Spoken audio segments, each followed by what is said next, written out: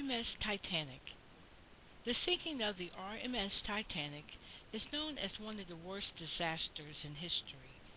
Today, we will learn about Thomas Andrew, native architect, Captain Edward John Smith, and some of the guarantee group in their roles in the probable cause of the tragedy. Thomas Andrew Jr.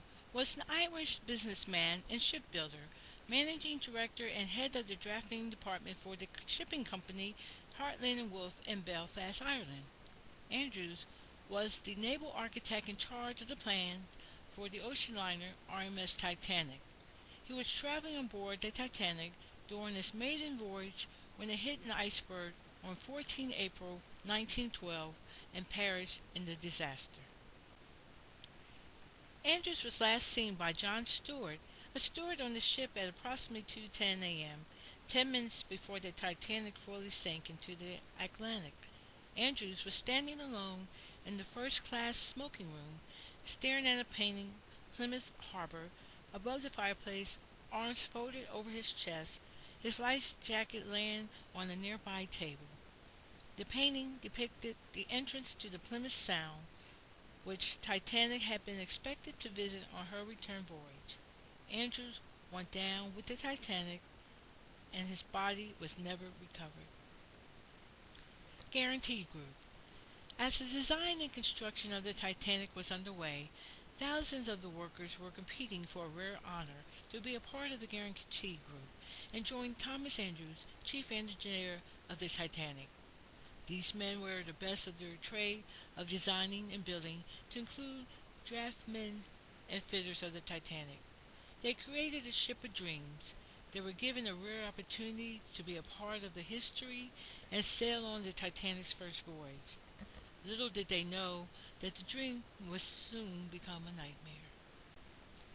Roger Chisholm, originally from Scotland, Roger Chisholm worked at Hartland and Wolff shipyard in Clyde before transferring to Belfast.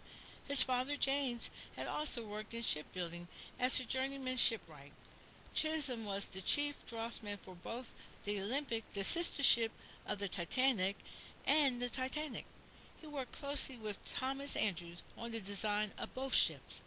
Due to his extensive knowledge of the ship, and as an award for his considerable contribution, Chisholm was selected to serve on the ship's guarantee group and sail with the ship on her maiden voyage. Although he was responsible for the design of the ship's lifeboat, he himself did not make it into one and lost his life with the ship. Anthony Archie Frost joined Hartland and Wolff as machine boy in 1888 at the young age of 14. Shipbuilding was a family career, and his father had already worked at the yard as a foreman fitter. By the time the Titanic began construction, Archie's father was retiring, and Archie took on his dad's position for the first time, supervising the installation of the machinery on board the Titanic. After the Titanic collided with the iceberg, Archie reportedly made his way down to the engine room, where he was last seen working to keep the ship's lights on. William Henry Marsh Parr joined Hartland and Wolff in 1910, just in time to become an assistant manager in the electrical department for Olympic and Titanic. He supervised electrical installation on both ships.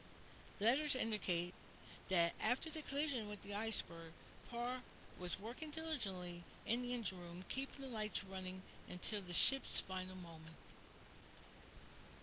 Captain Edward Smith was selected as the captain for the RMS Titanic. Though this was supposed to be his last voyage before he retired, he was not able to complete the voyage and went down with the ship. On April 14, 1912, the Titanic hit an iceberg, ripping 6 compartments, sealing the fate of the ship. If the rip would have been 5 compartments or less, the Titanic could have sustained the damage long enough for help to arrive to save hundreds of lives. Among the lost were Thomas Andrews, naval engineer, Captain Edward John Smith, and the Guarantee Group. The Titanic sank on 15th April 1912, staying afloat for more than 2 hours.